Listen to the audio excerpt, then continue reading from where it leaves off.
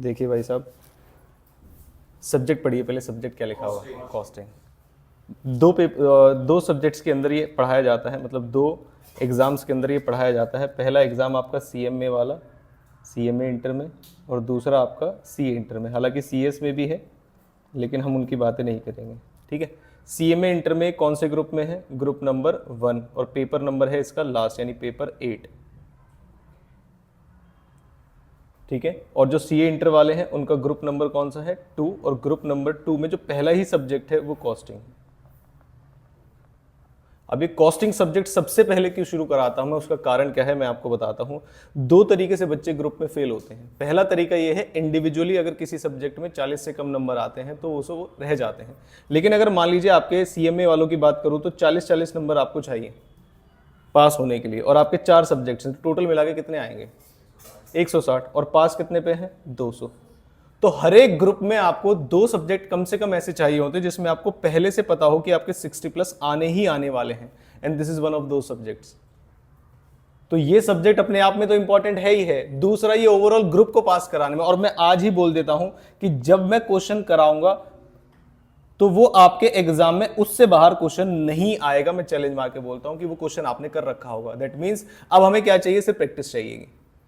तो इसका मतलब एग्जेम्पशन गारंटीड है। और अभी तक जितने भी बच्चे यहां पर पढ़े हुए हैं, आप मान के चलिए 80% प्लस बच्चों की कॉस्टिंग में एग्जेम्पशन आई है, और तभी ग्रुप पूरा निकलता है।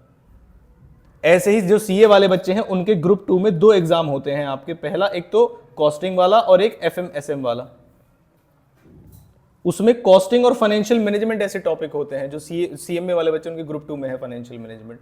तो ये कुछ ऐसे टॉपिक होते हैं जो आपकी ओवरऑल एग्जाम को निकालने में हेल्प करते हैं। तो जो फर्स्ट ग्रुप है, जैसे CMA वालों का, जैसे मैं सिलेबस दिखाऊं आपको, ये रहा। ग्रुप 1 में जो पहला पेपर है वो कौन सा है, business laws and ethics. Second paper accounts का, ठीक है। ये फाउंडेशन में जब आपने दिया होगा तो उल्टा हुआ होगा, आगे चल दिए। ये कौन सा है, टैक्स का, ये एक ही पेपर होता है। और उसके बाद आ जाते हैं कौन सा वाला, कॉस्टिंग। अब इसमें आपके 2 सब्जेक्ट्स हैं, पहला सब्जेक्ट कौन सा है, अकाउंट्स, और दूसरा सब्जेक्ट कौन सा है, कॉस्ट। ये ऐसे सब्जेक्ट्स हैं आपके जो आपके एग्जाम में आपको एग्जेम्पशन दिला के एग्रीगेट में पास कराने के लिए हेल्प करेंगे। तो हम क्या पढ़ रहे हैं हमें ये भी पता होना चाहिए, और कौन सा सब्जेक्ट कितनी इंपॉर्टेंस रखता है ये बहुत ज्यादा जरूरी है। जब कॉस्टिंग में पढ़ा रहा हूं इसका मतलब आपको पूरे बढ़िया तरीके से एक भी दिन एक तो छुट्टी नहीं करनी है, और जो मैं पढ़ा रहा हूं बिल्कुल दिमाग सेंटर में रखना है और यही रखना है। आ गई बात समझ में। जब मैंने बोल दिया क्वेश्चन बाहर से नहीं आएगा तो क्वेश्चन बाहर से नहीं आएगा, बस हमारे प्रैक्टिस के ऊपर है, ठीक है। अब आते हैं सिलेबस पे कि सर हमारा सिलेबस किस तरीके से डिजाइन है। देखो, जैसे इन्हीं का मैंने सिलेबस निकाल लिया। कितने चैप्टर्स है पहले आपको वो दिखाता हूं, देखिए। और आज की क्लास में सिर्फ ये ओवरव्यू नहीं होगा, हम एक चैप्टर स्टार्ट करेंगे, उस चैप्टर का क्वेश्चन करेंगे, और फिर एग्जाम का ही क्वेश्चन कराऊंगा। हर एक क्लास का एक पर्पस होगा। क्या मेरी बात समझ में आती है? अब देखिए जरा ध्यान से।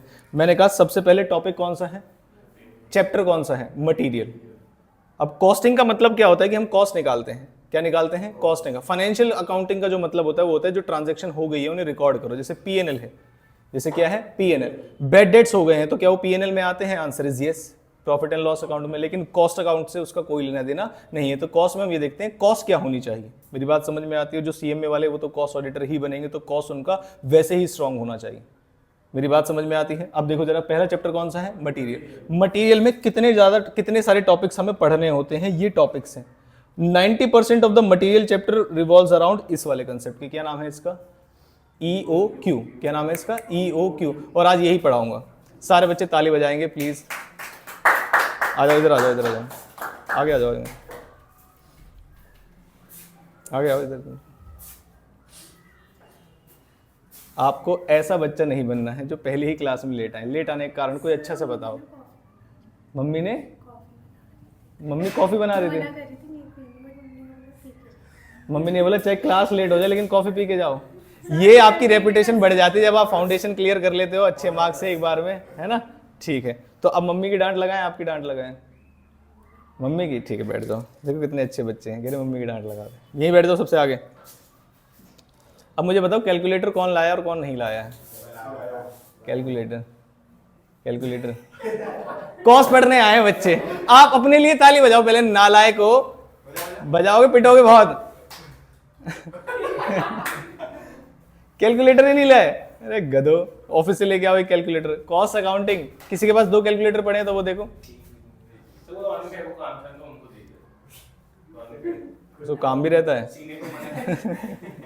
चलो भाई अब हम चैप्टर शुरू करेंगे फटाफट से, बस बहुत हो गई मजाक की बातें। चलो तो पहला वाला चैप्टर समझ में आया। पहला वाला चैप्टर कौन सा है? मटेरियल। मटेरियल का मतलब क्या है? जो हम रॉ मटेरियल लेके आते हैं अपने ऑर्गेनाइजेशन के अंदर। मटेरियल का मतलब क्या है? जो रॉ मटेरियल हम लेके आते हैं ऑर्गेनाइजेशन के अंदर। फिर दूसरा कौन सा है? देखो जरा, मार्जिनल। देखो जरा ध्यान से, मैं आपको जल्दी से 5 मिनट के अंदर सिलेबस का ओवरव्यू देता हूं और फिर चैप्टर को शुरू करेंगे। पहला है, जब अपने यहां पर मटेरियल लेके आएंगे फिनिश गुड बनाने के लिए, तो उसकी कॉस्टिंग कैसे की जाती है, कैसे एबीसी कैटेगरी में मटेरियल्स को डिवाइड किया जाता है। बहुत इंपॉर्टेंट वाला ए कैटेगरी में चला जाएगा, लेस इंपॉर्टेंट वाला बी कैटेगरी में, लीस्ट इंपॉर्टेंस वाला सी कैटेगरी में चला जाएगा। ऐसे ही नेक्स्ट है आपका कौन सा वाला? मार्जिनल। मार्जिनल कॉस्टिंग का मतलब होता है ये सेल्स से रिलेटेड है। किससे रिलेटेड है? सेल्स से। जब मैं दुकान पे बैठा हूं तो मैं पूरे डेली हिसाब लगाता हूं, आज इतने यूनिट्स बिकी, मुझे प्रॉफिट हुआ होगा या लॉस हुआ होगा, आज इतनी यूनिट्स बिकी। तो ये कहते हैं हम आपको एक ऐसा फॉर्मूला देंगे, हम आपको एक ऐसा फॉर्मूला देंगे जिससे आप एक दिन में बैठ के 1 सेकंड के अंदर बता सकते हो कि इस वाली सेल पे प्रॉफिट होगा, इस वाली सेल पे लॉस होगा। मतलब ये कमाल के चैप्टर्स हैं। आगे चले, तीसरा कौन सा है? लेबर। आपके यहाँ लेबर काम करते हैं, तो लेबर को ज्यादा पैसे दे दो तो भी सही नहीं है, कम पैसे दे दो तो भी सही नहीं। तो बीच का रास्ता क्या निकाले? जो उनके लिए बोनस सिस्टम अप्लाई करें। लेबर की कॉस्ट कैसे निकाली जाएगी? क्या मेरी बात समझ में आती है? क्लास 12 सारे कॉमर्स से पढ़े हुए हैं। हॉल से रोवन सुना था आपने? नहीं। Direct piece wage rate system सुना है आपने चैप्टर नंबर 2 में, है ना? ऐसा कुछ करके हम यहाँ पे चलेंगे। 4th पॉइंट है जॉइंट एंड बाय प्रोडक्ट, मतलब मेन प्रोडक्ट और प्रोसेस। 5th पॉइंट पढ़िए कौन सा है? प्रोसेस। प्रोसेस समझ में आता है, जब मल्टीपल प्रोसेस से प्रोडक्ट होकर गुजरता है तो एक प्रोसेस का जो आउटपुट है वो दूसरी प्रोसेस का क्या बन जाता है? इनपुट। फिर बी प्रोसेस का जो आउटपुट होगा वो सी प्रोसेस के लिए क्या बन जाएगा? इनपुट। तो ऐसा कुछ करके हम चलेंगे। नेक्स्ट कौन सी है? जो आपके फाइनेंशियल अकाउंट्स में पीएनएल होता है, और वो आपने सीएमए में फाउंडेशन में भी पढ़ रखा होगा। सीएमए फाउंडेशन में कॉस्ट शीट है, prime cost, raw material, fix cost, factory overhead, ऐसा कुछ। और जो जिन्होंने सीएमए नहीं पढ़ रखा उन्हें बेसिक से बताया जाएगा। तो ये कॉस्टिंग वाली होगी। नेक्स्ट कौन सा है? ये है, देखो कमाल का चैप्टर। कमाल का चैप्टर कैसे है? आप बस में ट्रेवल करते हो, बस में ट्रेवल करते हो, आप बस में ट्रेवल करते हो तो एक जगह किराया 10 रुपए भी होता है, 15 रुपए भी होता है, 20 रुपए भी होता है। मेट्रो में अगर जाते हो तो जो सबसे पास स्टेशन है, एक स्टेशन अगर जाए तो उसका कितना लगता है? 10 रुपए, मान के चले 10 रुपए लगता है, ठीक है। अगर मान लीजिए हमने कहा ये 10 रुपए ही कैसे डिसाइड हुआ?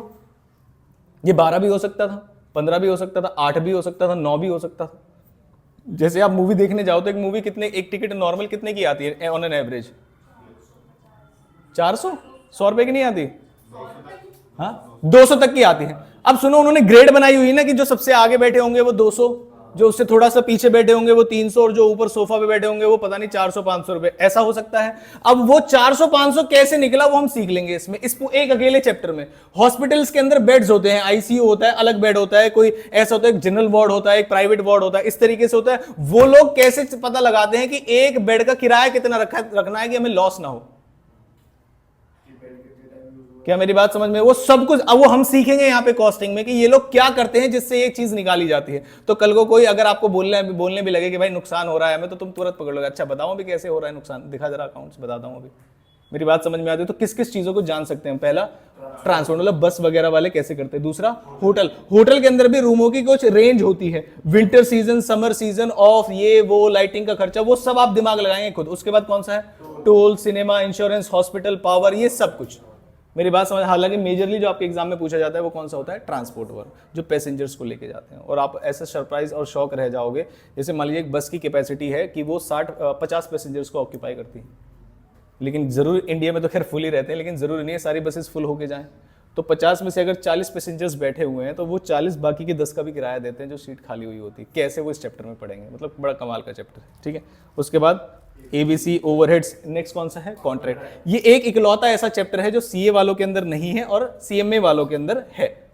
क्या मेरी बात समझ में? तो और एक ऐसा चैप्टर है जो कि एबीसी अभी आया था। कहां चला गया भाई? जल्दी आ जाओ। किससे कनेक्ट करके गया है?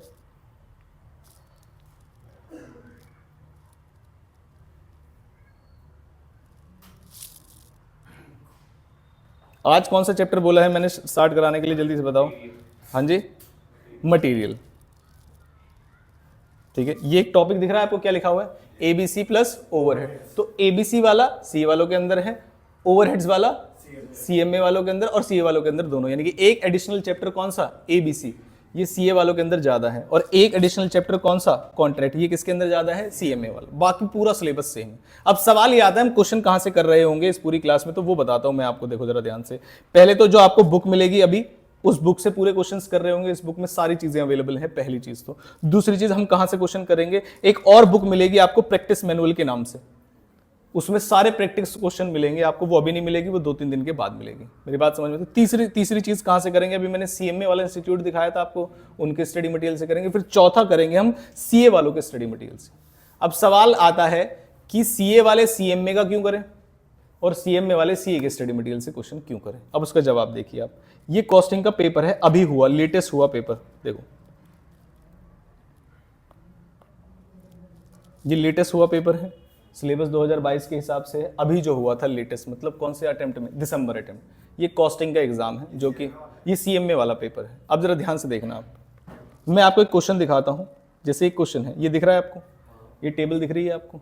ये सीएमए के स्टडी मटेरियल में कहीं पर भी नहीं है क्वेश्चन, ना उनके मॉक टेस्ट में, ना आरटीपी, कहीं पे भी नहीं है। लेकिन ये क्वेश्चन एग्जाम में आया है, मटेरियल चैप्टर का। किसका, मटेरियल चैप्टर का। अब इसकी फिगर्स देख लीजिए आप, देख लिया आपने फिगर्स इसकी। अब मैं आपको दिखाता हूं सीए वाली बुक। किसकी बुक, सीए वाली बुक। इसमें चैप्टर है मटेरियल, ये मटेरियल का ही क्वेश्चन, ये दिख रहा है आपको। ये चैप्टर नंबर 2, ये आ गया किसमें, मटेरियल में आ गए हम। मटेरियल में मैं इसमें आ गया लास्ट में, बिल्कुल अनसॉल्व्ड क्वेश्चंस में, ठीक है।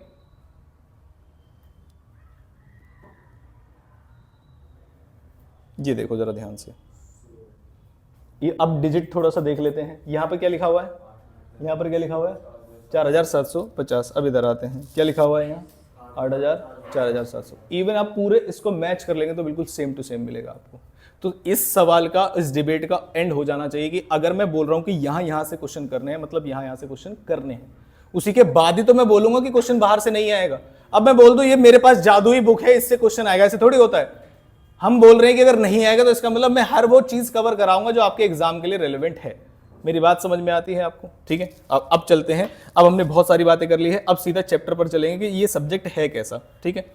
अब सिम्मी थोड़ा सा लेट आए तो ये इन्हें पता नहीं चल पाएगा इस चैप्टर की इंपॉर्टेंस क्या है, ठीक है, लेकिन फिर भी अब पढ़ना तो है ही, ठीक है। अब आते हैं, सबसे पहली बात आती है जो मैंने बोला था, इसके अंदर बहुत सारे टॉपिक्स के अंदर पहला जो टॉपिक जहां से शुरू होता है वो क्या बताया था मैंने, बताओ।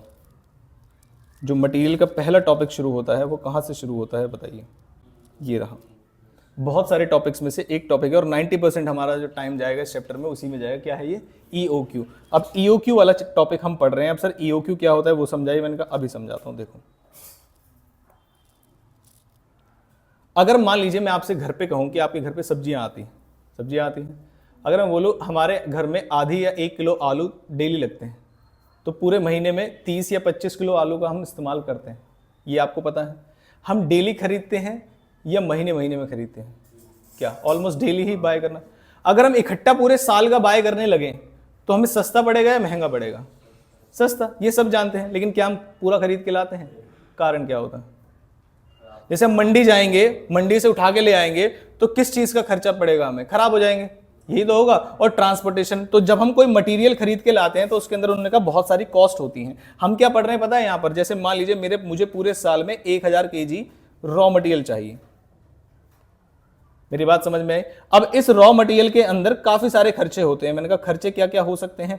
पहला खर्चा तो ये है जो मैं खरीद के लाऊंगा, इसको क्या करूंगा, खरीद के लाऊंगा। इसे क्या बोलते हैं, परचेज कॉस्ट, कितने का पड़ेगा। दूसरी चीज, ये मंडी में जो व्यक्ति बेच रहा है ये उसका वाला प्राइस है, ठीक है, वेंडर का प्राइस है। दूसरा, क्या मैं आऊंगा और जाऊंगा तो ट्रक लेके जाऊंगा या कोई चीज लेके जाऊंगा जिसमें, क्योंकि ऑर्गेनाइजेशन का मटेरियल आ रहा है, हमारे घर के आलू नहीं आ रहे, तो इसका मतलब जब मैं आऊंगा और जाऊंगा तो उसकी एक कॉस्ट होती है और उसकी कॉस्ट का क्या नाम है, जरा ध्यान से देखो, ऑर्डरिंग कॉस्ट। मेरे जाने और लाने और रॉ मटेरियल लाने का खर्चा, ऑर्डर करूंगा तो क्या खर्चा होगा। तीसरी जो कॉस्ट होती है वो होती है कि जब मैं सामान ले आऊंगा तो मुझे कुछ ना कुछ प्रबंध करना पड़ेगा उसका, ताकि वो खराब ना हो। मेरी बात समझ में आती है, तो उसे बोलते हैं स्टोरेज कॉस्ट। कौन सी, स्टोरेज। इस स्टोरेज कॉस्ट को दूसरे नाम से भी जाना जाता है जिसका नाम है कैरिंग कॉस्ट। कैरी कर रहे हैं हम मटेरियल। क्या मेरी बात समझ में आती है। अब जैसे मान लीजिए मैंने कहा पूरे साल में मुझे कितने की रिक्वायरमेंट पड़ेगी, 1000 की। अगर मैं, ध्यान से समझना, अगर मैं एक बार में 1000 ले आऊं, कितनी बार में, और आप इसको इग्नोर कर दीजिए, अभी मुझे बस दोनों चीजों पे फोकस कराना है। अगर मैं एक बार में 1000 ले आऊं तो बताओ कौन सी कॉस्ट कम हो जाएगी और कौन सी बढ़ जाएगी इनमें से? ऑर्डरिंग कॉस्ट क्या हो जाएगी? कम, क्योंकि मेरे आने और जाने के चक्कर बच जाएंगे। कितने चक्कर लगाऊंगा मैं? एक। तो इसका मतलब ordering cost will be less and storage cost will be high, क्योंकि इकट्ठा सामान कितना ले आया मैं? 1000, तो storage cost will be high. क्या मेरी बात समझ में आती है? अब आते हैं दूसरे पॉइंट पे। मैंने कहा अच्छा बताओ जरा, मैं बोलूं अगर एक बार में मैं 100 केजी लेके आऊं तो कौन सी कॉस्ट बढ़ जाएगी? ऑर्डरिंग कॉस्ट बढ़ जाएगी और स्टोरेज कॉस्ट कम हो जाएगी, क्योंकि मैं एक बार में सिर्फ 100 लेके आ रहा हूं। क्या मेरी बात समझ में आती है? ठीक है, तो ये हो जाएगा, मेरी ये वाली कॉस्ट जो है बढ़ जाएगी और ये वाली कॉस्ट क्या हो जाएगी? कम हो जाएगी। ये चीज समझ में आई आपको? अब प्रॉब्लम क्या आ रही है, जो हमारे जो प्रोडक्शन वाले हैं वो ये कह रहे हैं कि यार पूरे साल में 1000 केजी चाहिए। अब मुझे समझ नहीं आ रहा कि कितना लेके आऊं एक बार में। तो हम क्या करेंगे, कुछ ऑप्शंस को एनालाइज करेंगे कि अगर एक बार में 500 लेके आएंगे तो कितना खर्चा पड़ेगा, अगर एक बार में 400 लेके आएंगे तो टोटल खर्चा कितना पड़ेगा, और एक बार में मान लीजिए पूरे 1000 ही लेके आ जाएंगे तो कितना खर्चा पड़ेगा, और जिस पे सबसे कम पड़ेगा वो खरीद लेंगे। मेरी बात समझ में आती है? अब प्रॉब्लम क्या आई, 1 से लेके 1000 तक कितने कॉम्बिनेशन बन सकते हैं? 1000 कॉम्बिनेशन। एक बार में 1 ले आओ, एक बार में 2 ले आओ, एक बार में 999 ले आओ, तो भाई 1000 कॉम्बिनेशन थोड़ी ना चेक करेंगे। तो इस चैप्टर में आपको एक फॉर्मूला सिखाया जाएगा, वो जादुई फॉर्मूला जो 1 मिनट के अंदर ये बता देगा कि इस लेवल पे लाओगे तो सबसे कम होगा।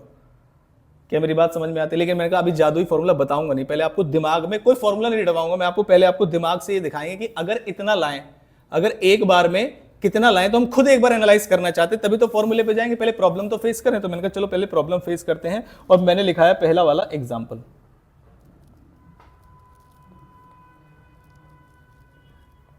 एग्जाम्पल नंबर 1 क्या कहता है, जरा ध्यान से देखिएगा। एग्जाम्पल नंबर 1 कहता है पूरे साल में आपको कितने की जरूरत पड़ेगी। तो मैंने क्या लिखा था ऊपर, बताओ कितने की जरूरत पड़ेगी? 1000।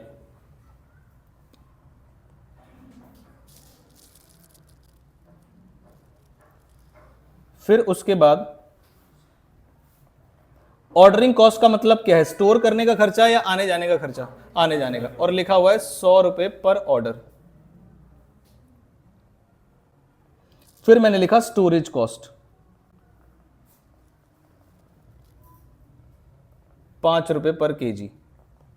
देखो ये है पर ऑर्डर, क्योंकि आने जाने का खर्चा है। ये स्टोर करूंगा मैं, आने जाने को स्टोर करूंगा या रॉ मटेरियल को स्टोर करूंगा? रॉ मटेरियल, इसलिए खर्चा कैसे दिया हुआ है? केजी में। यहां तक कोई परेशानी नहीं।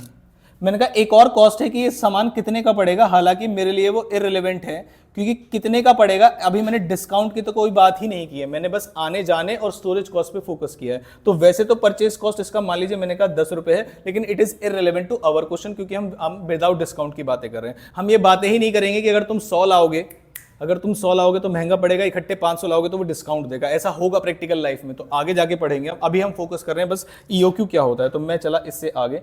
सारे बच्चे कैलकुलेटर निकाल लीजिए, जो कैलकुलेटर नहीं लाए हैं वो फ़ोन निकाल लीजिए। फ़ोन पे तो फ्लुएंसी होगी भाई कैलकुलेशन करने की, है ना? चलो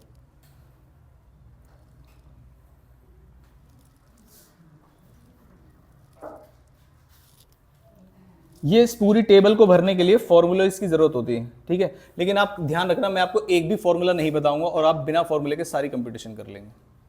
सोचो तुम कितने तेज हो। नहीं, जैसे अगर मैं परचेज कॉस्ट लिखना चाहूं, कौन सी कॉस्ट?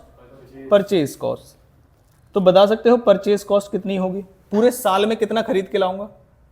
पूरे साल में एक बार में 1000। पूरे साल एक बार में कितना भी लेके आऊं, पूरे साल में तो टोटल 1000 ही खरीदूंगा। तो पूरे साल का खर्चा होगा 1000 इंटू कितने का पड़ेगा? 10 रुपए का। तो टोटल खर्चा कितना हो गया? 10,000। तो ये तो हमारे डिस्कशन का पॉइंट है ही नहीं, इसलिए मैंने इसका कॉलम नहीं बनाया। अदरवाइज 3 कॉस्ट होती हैं। पहली कॉस्ट कौन सी होती है? पहली कॉस्ट कौन सी होती है? Purchase cost.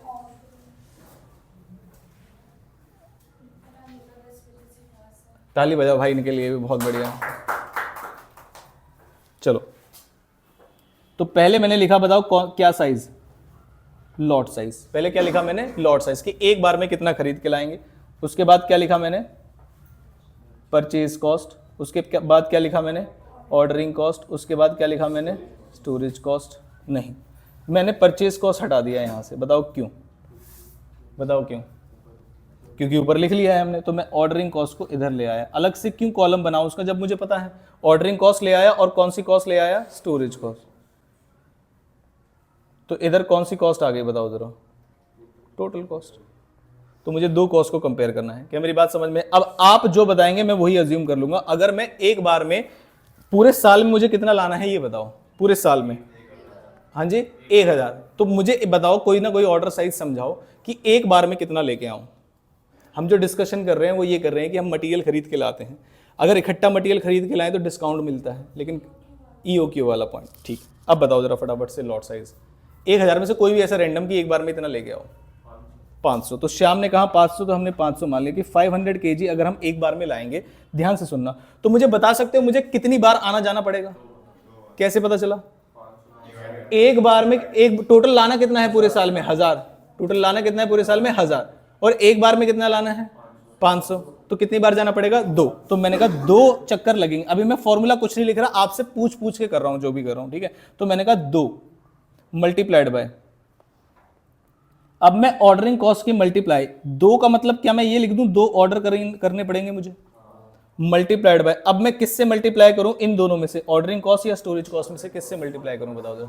ऑर्डरिंग कॉस्ट कितनी है? 100। और क्या पर ऑर्डर ही है? Answer is yes. तो मैंने कहा सब कुछ सही चल रहा है। तो बताओ जरा कितनी कॉस्ट लगी? 200। तो अभी तो कैलकुलेटर की जरूरत ही नहीं पड़ी। मेरी बात समझ में आती है?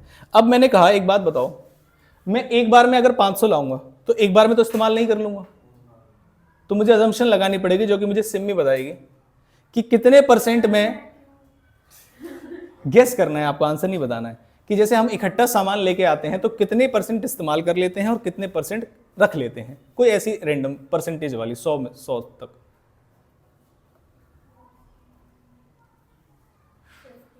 50। अब सिम्मी मतलब इतनी ज्यादा नॉलेज है इनको कॉस्टिंग की, इन्होंने बिल्कुल सही जवाब दिया। भाई एक रैंडम अजम्पशन, एक रैशनल अजम्पशन क्या है कि आप जितना सामान लेके आओगे आधा इस्तेमाल कर लोगे, आधा रख लोगे। तो मैं कहता हूं कि स्टोरेज कॉस्ट में क्या मैं 500 लेके आऊंगा और सारी की सारी स्टोरेज में रख दूंगा या इस्तेमाल भी करूंगा, तो कितने परसेंट इस्तेमाल की जाए? 50%। सिम्मी ने बोला तो फॉर्मूला बन गया। अब मैं 500 एक बार में लेके आया तो स्टोर कितना करूंगा? जल्दी से बताओ। 250। तो यानी कि स्टोरेज कॉस्ट में मैं रखूंगा क्या? 250 kg। ये मेरी बात समझ में आई? ये आगे तक याद रखना है आपको। मेरी बात समझ में आती है? अब स्टोर करने का खर्चा है कितना ये बताओ? एक यूनिट को 5 रुपए। कितना है? 5। एक बार मुझे कैलकुलेटर दे दो, रैंडम फिगर आएगी या नहीं, मैं एक बार क्रॉस चेक कर लेता हूँ। 2 × A 2।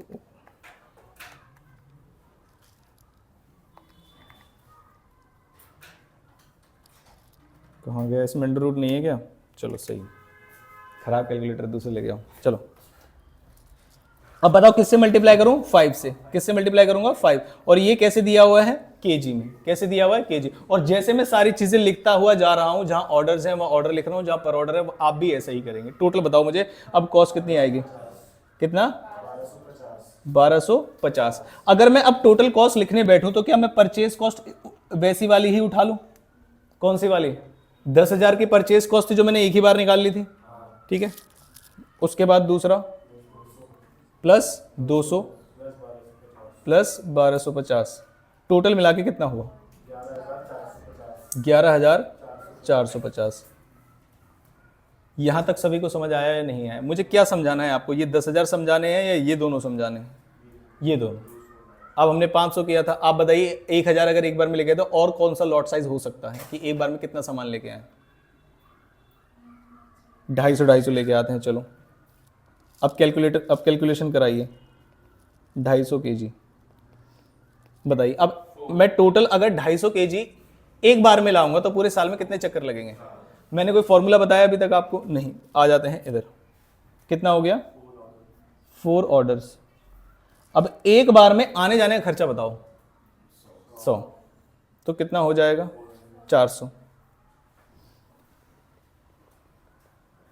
अब कंचन बताएंगे हमें कि अगर एक बार में 250 लेके आ रहा हूं तो स्टोर कितना करूंगा? Very good, 125। कंचन का कहना है कि हम लेके आएंगे 250 और फ्रिज में रख देंगे क्योंकि इनके घर पे जादू है ना, वो जादू करके डबल हो जाता है। नालायक। आधा करेंगे। कितना करेंगे? आधा। तो कितनी अमाउंट आ जाएगी? 125 kg मल्टीप्लाइड बाय एक यूनिट को स्टोर करने का खर्चा 5 रुपए पर kg। बताइए कितना आएगा? 625। कितना आएगा? 625। अच्छा, थोड़ा सा फिगर्स को एनालाइज करते हुए चलते हैं ताकि हमारा दिमाग सेंटर में रहे। एक बार में 500 ला रहा था और एक बार में 250 ला रहा हूं, तो चक्कर किस में ज्यादा लग रहे हैं? 250 वाले में, 250 वाले में, इसका मतलब ये वाली कॉस्ट ज़्यादा आएगी इससे, क्या दिख रही है आपको?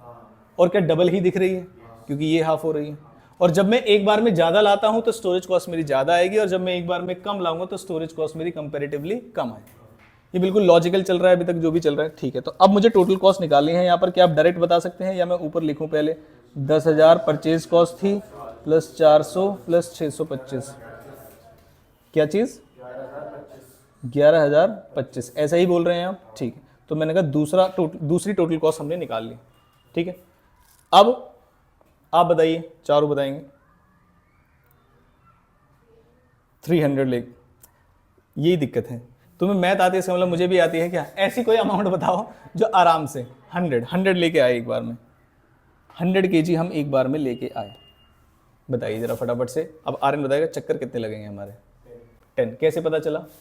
सिंपल सी बात है, इसमें कोई बड़ी बात थोड़ी ना है। चलो, तो कितना करेंगे हम? 10 ऑर्डर्स होंगे और एक ऑर्डर करने का खर्चा 100।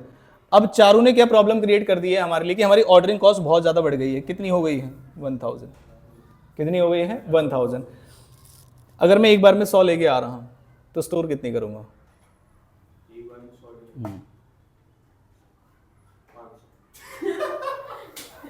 आप समझ रहे हो बच्चों किस लेवल से मुझे एग्जामिशन तक लेके जाना है? मेरे ऊपर देखो क्या बीतेगी। अभी मैंने बोला था ना, सबसे इसमें इतने एग्जांपल थोड़ी ना कराता कि भाई समझाता, फॉर्मूला बताता, आपको आगे चलता, लेकिन मैं जानता हूं कि बच्चे अभी यहां पहुंचे नहीं है मेंटली। अरे एक बार में जब 100 लेके आऊंगा तो स्टोर कहां से करूंगा? जादू से। मैं 100 किलो आलू लेके आया, मैंने कहा कितना स्टोर करोगे? कह रहे 500।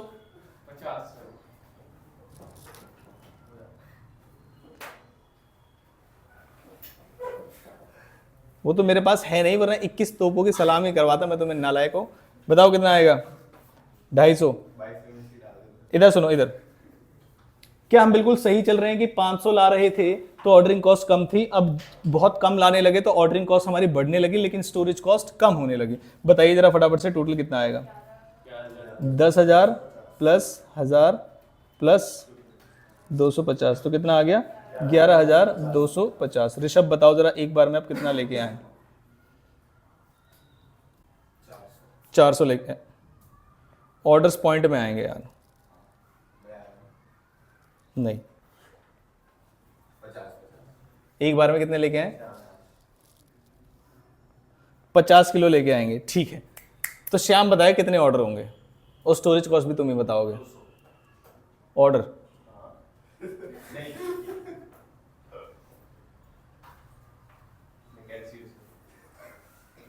आ गया कितने? 20। मतलब तुम्हारा दिमाग सही जा रहा था, बस दिमाग ही कम है। ठीक है, ठीक है।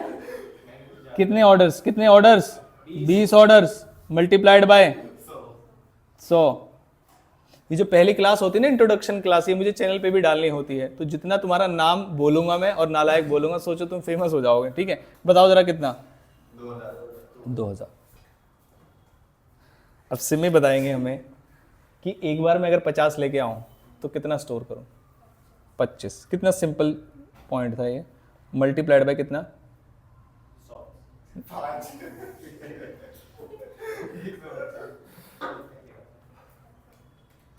अब जरा फटाफट से टोटल कर लेते हैं।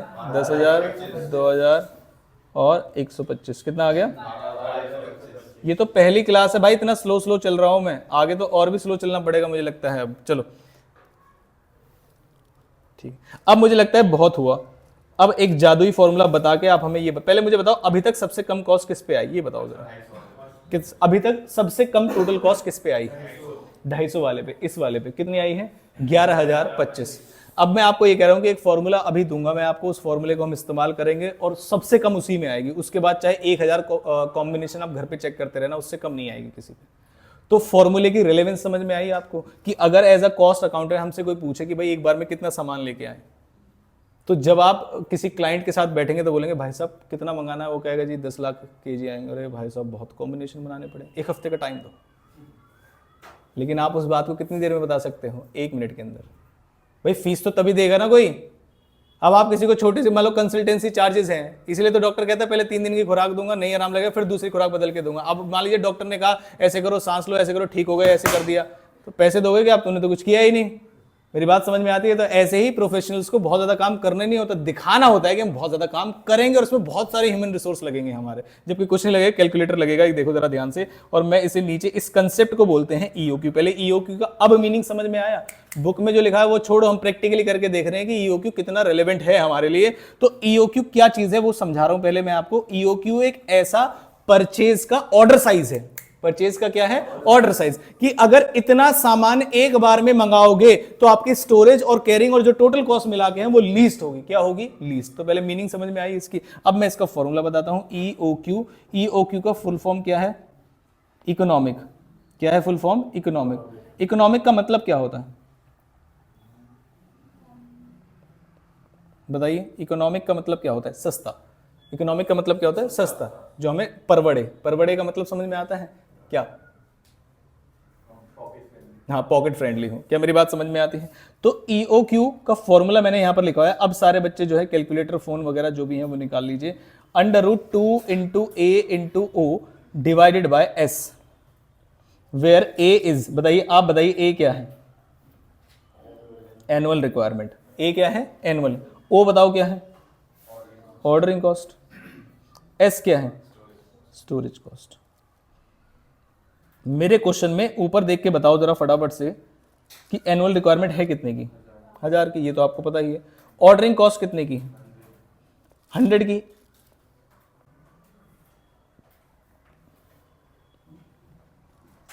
और स्टोरेज कॉस्ट कितने की? हाँ जी, 5 की। अब आप इस फॉर्मूले में रख के इन फिगर्स को मुझे बताएंगे कि कितना अमाउंट आ रहा है।